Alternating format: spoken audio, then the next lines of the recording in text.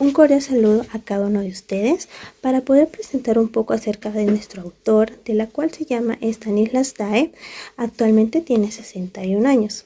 Bueno, él es un científico francés en el cual ha estado desarrollando o también sus investigaciones, ¿no?, acerca de cómo es el funcionamiento del cerebro y también las funciones de los procesos cognitivos que se lleva a cabo dentro de la persona. Así también, dentro de la línea de la cual él ha estado investigando, está lo que es la lectura, también el aprendizaje, la conciencia.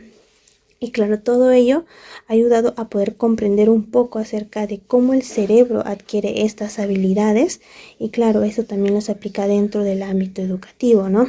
Sí, también cómo organiza aquella información que va llevando dentro de eso. Y también eso, cómo se va a desarrollar el conocimiento. Así también es importante también mencionar que sus estudios también integran lo que es la neurociencia, la psicología cognitiva y también la educación, ya que en este caso nos permite explicar acerca de cómo está funcionando el cerebro y también cómo estos conocimientos ayudan a que se puedan mejorar estos procesos, así también como las intervenciones neuropsicológicas. Es por ello que sus estudios y él también actualmente han sido muy influyentes, ¿no? Y cómo estos factores nos han ayudado a poder intervenir dificultades en el aprendizaje, de los que son más conocidos como la discalculia y la dislexia. Bueno, entre la importancia de los aportes que el autor ha podido brindar, demostró que la lectura es una habilidad aprendida, o sea que el cerebro no nace preparado para leer, sino que aprende a hacerlo reorganizando los circuitos neuronales que ya existen a través de lo que es la plasticidad cerebral, ¿no?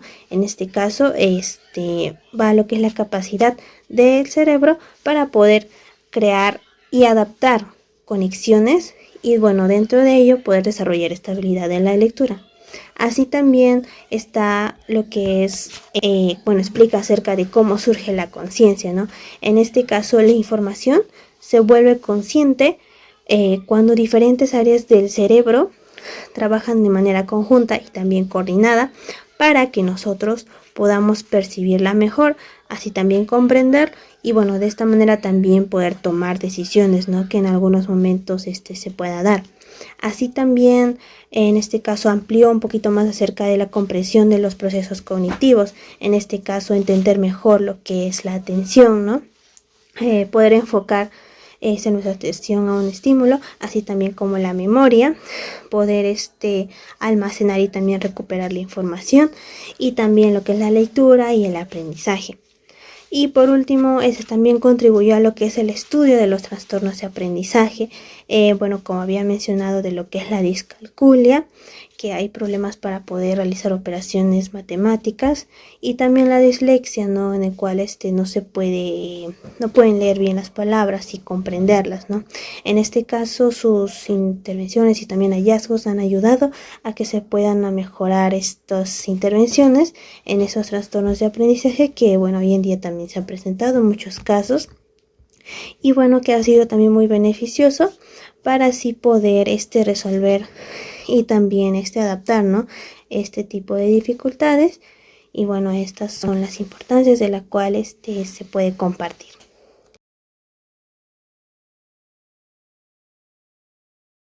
Las bases neuropsicológicas propuestas por Stanislas Dehaene se centran en comprender cómo funciona el cerebro durante el aprendizaje y cómo éste es capaz de adaptarse para adquirir nuevas habilidades. Desde su perspectiva, el cerebro no procesa toda la información de la misma manera. Una gran parte de los estímulos que recibimos en nuestra vida cotidiana lo procesamos de forma inconsciente, mientras que solo una pequeña parte llega a nuestra conciencia. Para explicar este proceso, Dehaene desarrolla lo que es la teoría del espacio de trabajo neuronal global. Según esta teoría, la conciencia surge cuando una información logra difundirse y compartirse entre distintas áreas cerebrales. Cuando esto ocurre, esa información puede ser utilizada por funciones superiores como la memoria, el lenguaje, el razonamiento y la toma de decisiones. En otras palabras, no basta solo que el cerebro reciba información para que seamos conscientes de ella, sino que ésta debe de integrarse en una red neuronal amplia que conecte estas distintas regiones del cerebro. Por ejemplo, cuando salimos por la calle, nuestro cerebro recibe muchos estímulos al mismo tiempo, como sonidos, olores, personas, carros, y la mayoría de ellos los procesamos de manera inconsciente. Sin embargo, si alguien nos llama por nuestro nombre, esta información capta nuestra atención y pasa a la conciencia. Según Duane, esto sucede porque la información se distribuyó entre estas distintas áreas cerebrales y accedió al espacio de trabajo neuronal global. Ahora bien, respecto a lo que es el proceso de lectura, Duane propone primero la teoría de reciclaje neuronal. Esta teoría básicamente sostiene que el cerebro no posee áreas creadas específicas para leer, ya que la escritura es una invención cultural relativamente reciente. Por ello, cuando aprendemos a leer, el cerebro reutiliza circuitos que ya existían para otras funciones, como el reconocimiento visual de formas y objetos. Podemos entender esta idea mediante una comparación sencilla. Cuando instalamos una aplicación nueva en nuestro celular, no necesitamos adquirir un nuevo dispositivo diferente. Simplemente aprovechamos la estructura y los recursos que ya existen. De manera similar, nuestro cerebro no crea una región completamente nueva para la lectura, sino que adapta estos circuitos previamente existentes y les asigna una nueva función relacionada con el reconocimiento de letras y palabras. A partir de esta adaptación surge lo que Duane denomina el cerebro lector. Esta teoría explica que la lectura no solo es una habilidad adquirida, sino también una experiencia que transforma nuestro cerebro. A medida que una persona practica la lectura, se fortalecen las conexiones neuronales relacionadas con el lenguaje, la comprensión y el reconocimiento visual, haciendo que el proceso cada vez se vuelva más rápido y eficiente. Por ejemplo, cuando observamos la palabra casa, perro, escuela, no solemos leer letra por letra, sino que nuestro cerebro reconoce la palabra casi de inmediato y comprende su significado en su totalidad. Y esto es posible porque las redes cerebrales involucradas en la lectura se han fortalecido mediante la experiencia y la práctica. Stalin nos explica que los procesos cognitivos son el resultado del funcionamiento coordinado de diferentes redes neuronales que permiten percibir, seleccionar, procesar, almacenar y utilizar información. Desde la teoría del espacio de trabajo neuronal global, sostiene que gran parte de esta información es procesada de manera inconsciente. Sin embargo, cuando un estímulo es suficientemente relevante, este se distribuye entre distintas áreas cerebrales, haciéndose consciente y permitiendo funciones cognitivas superiores, como el razonamiento, la memoria, el lenguaje y la toma de decisiones.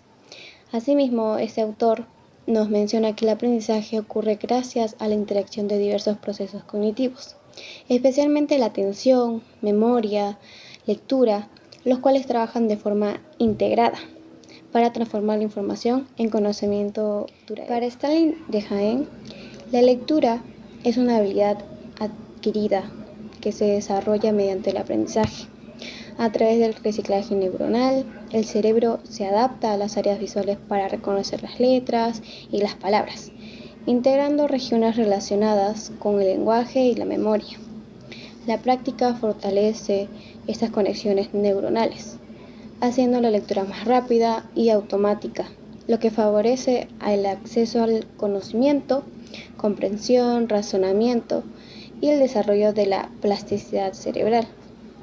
Siguiendo con la atención, es el primer paso para el aprendizaje, ya que permite seleccionar la información relevante e ignorar estímulos distractores.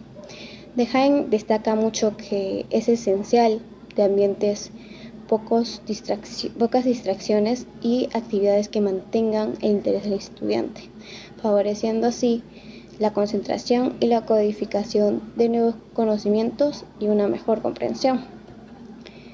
Siguiendo con la memoria, es fundamental para el aprendizaje, ya que permite almacenar, consolidar y recuperar información adquirida. Inicialmente los conocimientos se manifiestan en la memoria de trabajo y mediante la práctica, ya que al realizar estas repeticiones, la retroalimentación y el sueño se consolidan para una memoria a largo plazo. Este proceso fortalece las conexiones neuronales y facilita la recuperación de la información. Por último, tenemos al lenguaje, que trata de un proceso cognitivo esencial para el aprendizaje, ya que permite comprender, organizar, comunicar la información. Su desarrollo fortalece las redes neuronales implicadas en la comprensión y el pensamiento, esto facilitando la adquisición de nuevos conocimientos. Además, la exposición temprana al lenguaje favorece el desarrollo cerebral y la potencia de habilidades cognitivas con la memoria, la lectura y el razonamiento, contribuyendo esto a un aprendizaje más significativo y duradero. ¿Alguna vez se han preguntado qué necesita nuestro cerebro para aprender realmente? Ahora que ya conocemos algunas de las bases neuropsicológicas propuestas por Stanislas Dehaene, quisiera explicar un aspecto relacionado con cómo estas ideas pueden aplicarse al aprendizaje, sus 4 pilares fundamentales. El primer pilar es la atención. Para que podamos aprender, nuestro cerebro necesita enfocarse en la información relevante. Por eso, las distracciones pueden dificultar el aprendizaje. Por ejemplo, si un estudiante está en clases, pero constantemente revisa su celular, será más difícil que procese y recuerde la información que está recibiendo. Por ejemplo, el segundo pilar es la participación activa. Dehaene plantea que no aprendemos de manera efectiva simplemente escuchando o recibiendo información. El cerebro aprende mejor cuando participamos, hacemos preguntas, resolvemos problemas y relacionamos los nuevos conocimientos con los que ya sabemos. El tercer pilar es la retroalimentación. Los errores no deben verse únicamente como fracasos, sino como oportunidades para aprender. Cuando cometemos un error y recibimos una explicación o una corrección, nuestro cerebro puede identificar qué debe cambiar y de esa manera ajustar nuestra respuesta.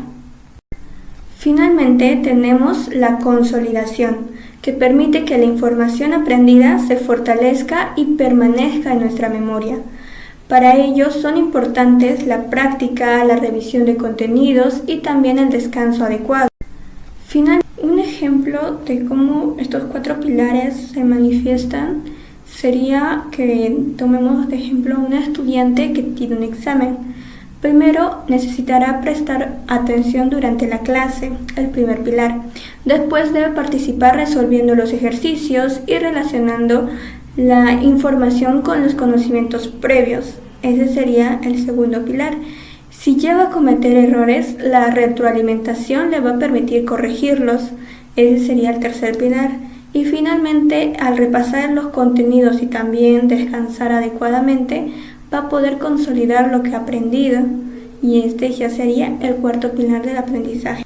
De esta manera, los 4 pilares nos muestran que aprender no consiste solamente en recibir información, sino en prestar atención, involucrarnos activamente, aprender de nuestros errores y consolidar los conocimientos.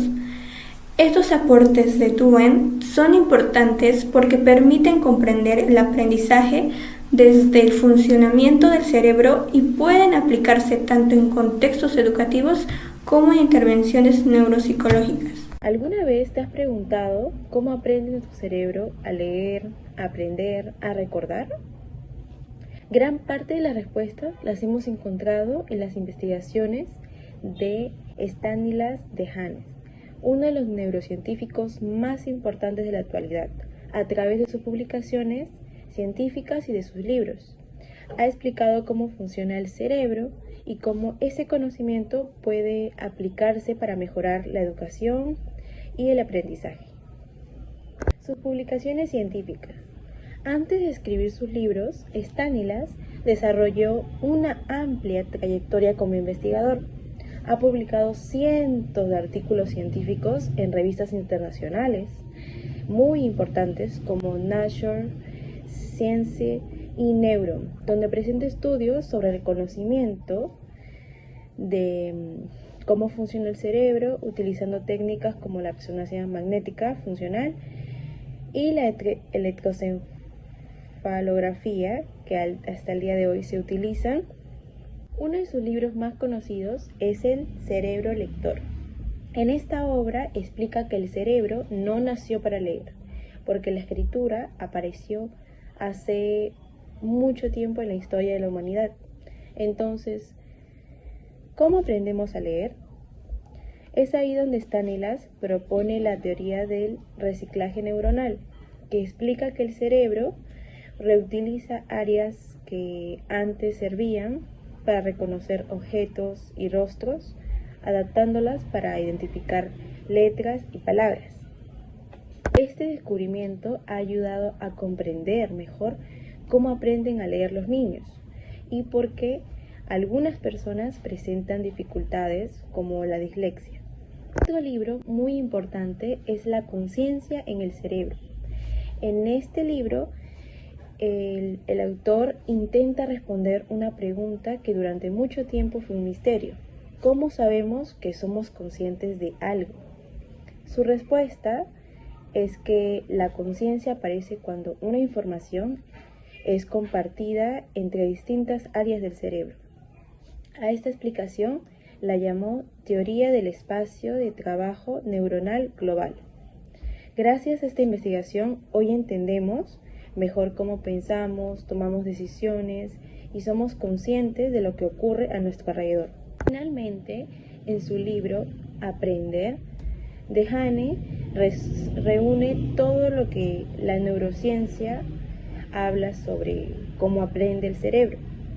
Él explica que existen 4 pilares del aprendizaje: la atención, el compromiso activo, la retroalimentación y la consolidación mediante el sueño.